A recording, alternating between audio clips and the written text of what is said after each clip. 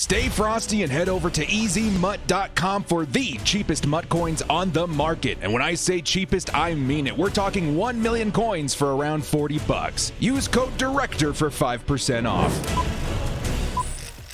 Kia ora, brothers, it's your boy Director back with another video. I swear to God, I'm never gonna do that again. Chargers fans, you guys ready to talk a little bit about the NFL draft and the unpredictable things that may come? Dudes, I'm actually super excited. We are a couple of weeks away from the NFL draft, and honestly, the unpredictability of the draft is what keeps it super exciting for a lot of us, right? I mean, we could either hit a home run or really just fall on our faces when it comes to the NFL draft. We really don't know what's gonna happen. So in today's video, I kind of wanted to go over a lot of the scenarios that in my mind could certainly happen. You guys remember the last few drafts? I know a lot of us thought we were going to get Justin Herbert, which thank God we did, but there was also a lot of other speculations, including by myself, that we might go Isaiah Simmons. Thank God we didn't do that. Oh, God bless Herbert, man. There's also speculation, let's say with Joey Bosa's draft, that maybe we would have gone Jalen Ramsey, which would have been pretty cool too. But either way, it just kind of goes to speak to how random the draft can be. The Chargers in particular really hold a lot of their information close to the vest, and I don't know, man. At this point, we can speculate as much as we want, but in the end, we don't know what's going to happen. When we think the Chargers are turning left, they may turn right and confuse and shock us all. So we're going to go over a couple of different scenarios that I think could certainly happen today and just really kind of get the Chargers fandom reaction to maybe what if one of these things happen? What do us as fans need to feel? How are we going to react? Let's kind of talk about it here together. Before we do get started, guys, hit us up with a like and sub. If you do enjoy this content, the small amount of time you guys take to hit the like, sub, and bell notification helps me out a lot. You know, I was looking at my analytics, okay? I've mentioned this before. It's kind of crazy to me. About 40% of people that watch my videos aren't subscribed. That one hurts, bro. That one hurts. It's just, I'm kidding, man. I really do appreciate all the support that you guys give me, but hitting that like and sub button really does help the growth of this channel and helps me out in creating Chargers content. So, guys, thank you so much. Hit that like and sub. With that, let's get into this one. Lights, camera, action.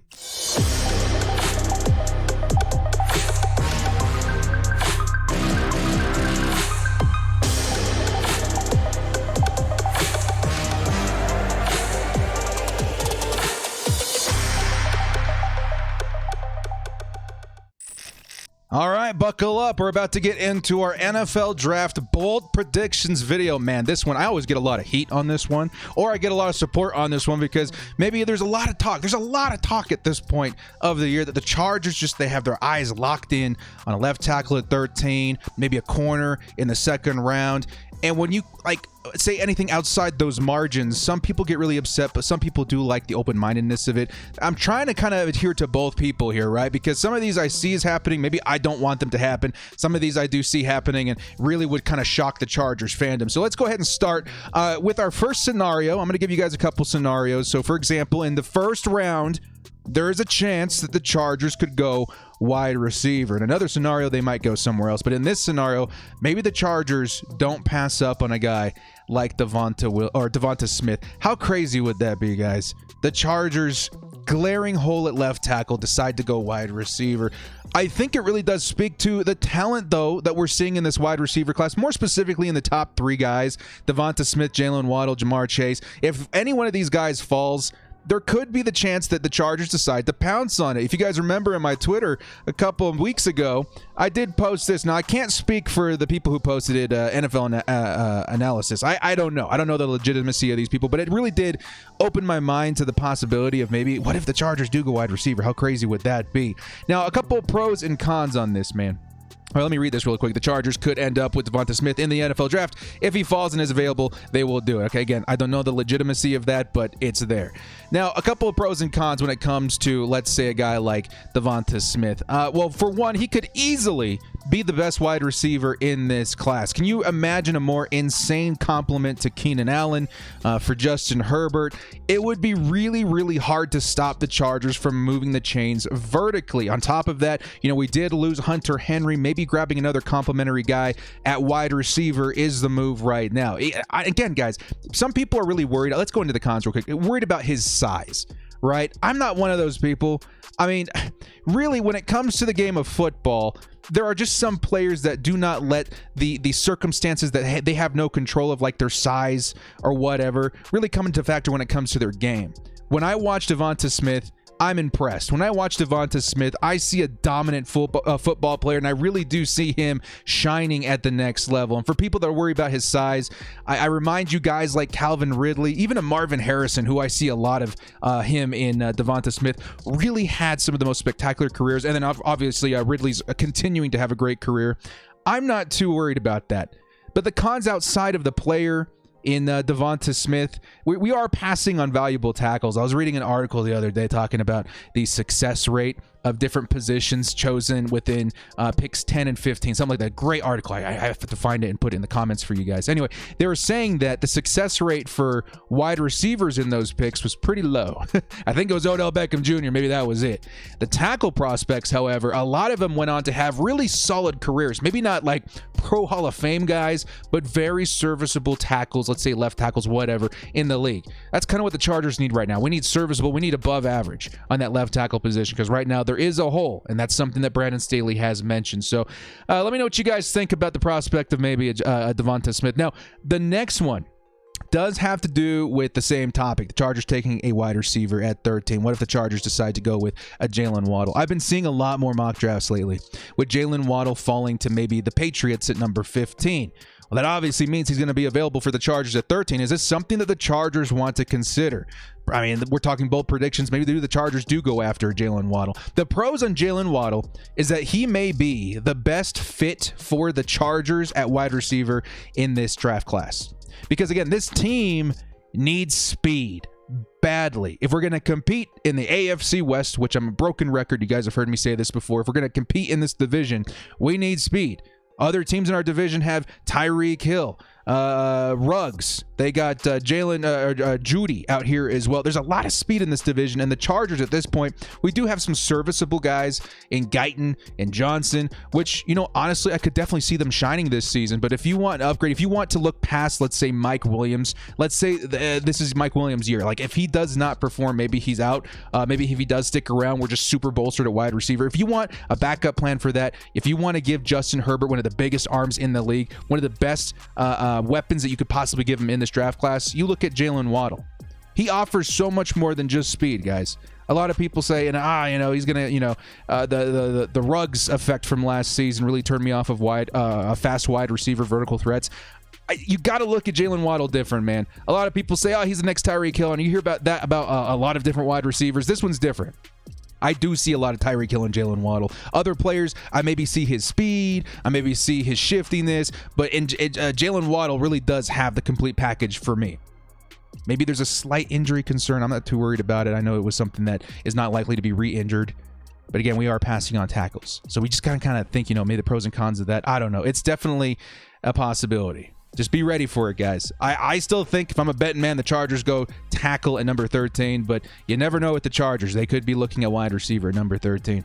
Next up, the Chargers draft a safety before corner. Okay, this is definitely something that I've been giving a lot of thought to. Patrick Surtain, actually, let's look at this one right here. Richie Grant. A lot of Chargers fans talking about Richie Grant right now. He would be a second-round pick for the Chargers. And the reason that this kind of makes sense is because Brandon Staley uses a lot of DBs in his scheme, specifically safeties. You're going to see about 3 safeties almost every single play. And on top of that, the versatility of a guy like, let's say, Richie Grant could offer Brandon Staley a lot of flexibility in how he uses it. Maybe he's a Derwin James insurance kind of guy. Derwin James, I love the guy. I really hope he has like a comeback player of the year kind of season. But his history does, make us maybe need to think and plan ahead for that in case something does happen. Now, the cons of this, in my opinion, are that the Chargers desperately need cornerbacks right now. Because we need to think ahead just past this season, man. Chris Harris Jr., who some may view as the best corner on this team right now, he's old, okay? And he's probably not going to be with the team after this season. So what are we going to do next season? Just roll out with Mike Davis, maybe a couple mid-round rookies? I don't know about that. In passing on a cornerback in the second round, I think Richie Grant may be the better talent, honestly. I'm not going to lie. But in passing on a cornerback in the second round, ooh, you're really kind of leaving an open window for something worse to happen in 2022. I don't know, because the Chargers also have a lot of cap space to spend in 2022. You never know if they decide to walk away with the best corner out of free agency. That could certainly happen. But still, Richie Grant, round 2, maybe before a corner, that's something that could definitely shock the Chargers fans. Next up, the Chargers trade back into the first round for an offensive lineman. Okay, so in this scenario, we did see maybe a wide receiver going at number 13. We all know about the fascination, Tom Telesco and the Notre Dame players, right? Maybe his guy, all along, just like in the Draft Day movie, he's got that Post-it note in his hand. It says, Liam Eichenberg, no matter what. Maybe by taking a wide receiver first, or maybe even a cornerback first, it allows him to trade back in and grab Liam Eichenberg at a good value, right? And maybe by doing that, again, I think the pros of this is it really does allow us to be flexible with our number 13 pick. If a guy like, let's say, Patrick Surtain is there at number 13, which is possible, the Chargers could certainly just grab him and say, okay, we've got our cornerback of the future. Let's trade back in. I love Liam Eichenberg. He's our Notre Dame guy. We have to have him on this team. The Chargers would honestly be in a really, really good position because I do love Liam Eichenberg. And the biggest thing that I will say that is kind of in favor of this is that I think outside of Penei Sewell and Rashawn Slater, all the other guys you can kind of put in tier 2, right? And there's a lot of guys that kind of fit that mold. Everybody past Sewell and Slater might be of the same upside. And so to take a tier 2 guy at number 13 may be a bad value. You never know. You could the team could certainly see a guy like Christian Slater, not Christian, could see a guy like Christian Darrisaw, almost got me, as a tier 1 guy, which honestly, if we take Darrisaw at number 13, I'm super, super happy. But if they don't view him like that, then maybe grabbing a value guy at 13 and trading back up like we did last season to grab a Liam Eichenberg is a very, very good move, okay? The only con I can see in a move like that is that we have a lot of holes. We need to use that draft capital as smart as possible, fill a lot of these vacancies that the team has right now by giving away some of it to move up. Maybe not the best move this season, but still, quality over quantity might be the move. Next up, are we into the next scenario yet? Yes. Scenario number 2. The Chargers trade back in round 1. Just like I was saying before, the reason I put this here is because we just went over the fact that maybe all these guys are in tier 2, right? Darrisaw, Rayduns, Cosme, those kinds of guys. Maybe in trading back, you're going to have an option at offensive line that you're really confident in. And I put Dylan Rayduns up here because I do see him as being a really, really good player. But the Chargers shouldn't take him at number 13, right? If they value him maybe just a little bit less than a guy like Darrisaw, maybe moving back is the right move, especially this season. I think trading back has a couple of benefits, right? 1, you have more draft capital to work with. Lots of holes on this team. You can start filling those holes immediately with that draft capital. 2, you have more draft capital as ammunition to move up. If the Chargers want a guy like Dylan Rayduns, right, and they need to grab more quality talent in the 2nd and 3rd rounds, maybe they can use some of the draft capital that they acquired in that trade down scenario to move up, right? And that could be a really important thing for the Chargers right now in this window of Justin Herbert's rookie contract. Get those quality players in over quantity and really try to make a push. The Chargers should be in that mentality right now. Let's make a push to the playoffs, to the Super Bowl. Next up, the Chargers draft 3 DBs in the 2021 draft. Yeah, that would be pretty insane. But again, we're talking about Brandon Staley, his defense. He uses a lot of corners, a lot of safeties, but a lot of DBs in general, right? And I'm thinking safety and 2 corners wouldn't be out of the question for me, at least, because again, we have to bring up Chris Harris Jr. maybe not coming back, maybe some Derwin James insurance, maybe we need a 3rd safety out there. So I mean, in drafting a safety, I don't think you write off Nasir Adderley at all, because you're going to be seeing a lot of him, with a lot of 3 safety packages on the field. So I don't know, man. I just think maybe 3 DBs isn't out of the question for Brandon Staley this season. That's honestly a pretty deep draft when it comes to cornerback, to comes to safety, and I wouldn't be surprised if we see maybe one earlier guy, maybe like a day 2 guy, then a pair of day 3 guys come from the draft this season. And Nasir Ladin, man, this would be an excellent pick by the Chargers. Still continue around scenario 2. The Chargers draft an edge in round 1. How crazy, man. How crazy. The Chargers obviously need to get Joey Bosa some help out there. Every time we go out there and Joey Bosa gets double, triple teamed, I think, my God, we're paying this guy $100 million and we're not letting him do his thing, because the other team knows how much we're paying him and they don't want to make sure we get a value out of Joey Bosa. So what do? the Chargers go pick up an edge early. I put Jalen Phillips up here as an example. And this could be paired with like a trade down scenario. You know what I mean? Like the Chargers, you know, they're sitting there maybe in like the early 20s or something like that. They see Jalen Phillips. They think to themselves, oh my God, you know, let's get Joey Bosa some help out there. Maybe they're inclined to pull the trigger there. And it's really going to throw things off because the Chargers are going to need corner. It's still gaping hole at left tackle. But really, I don't know, man. We know what Brandon Staley's capable of when it comes to blitzing, when it comes to throwing pressure in there. And if he can make that work, I think it's going to elevate the play from everybody behind and linebackers, safeties, DBs. I really do think that a strong edge or a strong pass rush may be at the front of Brandon Staley's to-do list this season. And maybe he just hasn't talked about it because, again, the Chargers, super secretive. Let's move on here, guys. One that's kind of, you know, it would be shocking to me, but I do see a lot of logic behind it. In this scenario, the Chargers do not draft a wide receiver in the 2021 draft. It's possible, guys. I mean, I think personally we should take a shot on a guy like Schwartz. Been talking about him a lot, maybe a Stevenson, because this is a pretty deep draft class, a very talented draft class. And I think it would be great to make like a 3rd round or a 4th round pick as far as wide receiver to help bolster that. Because again, we don't know what's going to happen to Mike Williams. Does he stay? Does he go? We don't know. Maybe we're drafting for the future there. On the other hand, I've mentioned this before in like a video I did a couple of days ago with maybe our potential breakout players. The Chargers may view a Jalen Guyton, a Tyron Johnson as breakout players for this season. If they believe in those players, then perhaps the Chargers do pass. If they feel like maybe we need more depth or maybe we need a more featured role kind of guy, they could go after a guy like Schwartz in the upcoming season. Now, scenario 3, okay? And this is where things get kind of crazy. We don't talk enough about this, but this could certainly be something that the Chargers are considering right now. With the number 13 pick, the Chargers select Micah Parsons. Wouldn't that throw us all for a loop, right? Micah Parsons, we don't talk enough about it. Does he fit the Chargers? Is this something like the Chargers just took Kenneth Murray last season? Do we want to double dip in the first round at linebacker? I don't think I'm hurting that linebacker too much. But the thing that kind of throws me off a lot is when people ask me, well, director, you know, could he be the best edge in this class? And I'm like, wow, I guess I didn't think about that. Micah Parsons, you send him off the edge? He certainly could be. You never know. As far as an edge rusher, it could be Micah Parsons this year because a lot of people saying you're going to play him outside anyway. But if you're playing him outside as an edge, as a pass rusher, he may end up being the best pass rusher in this draft.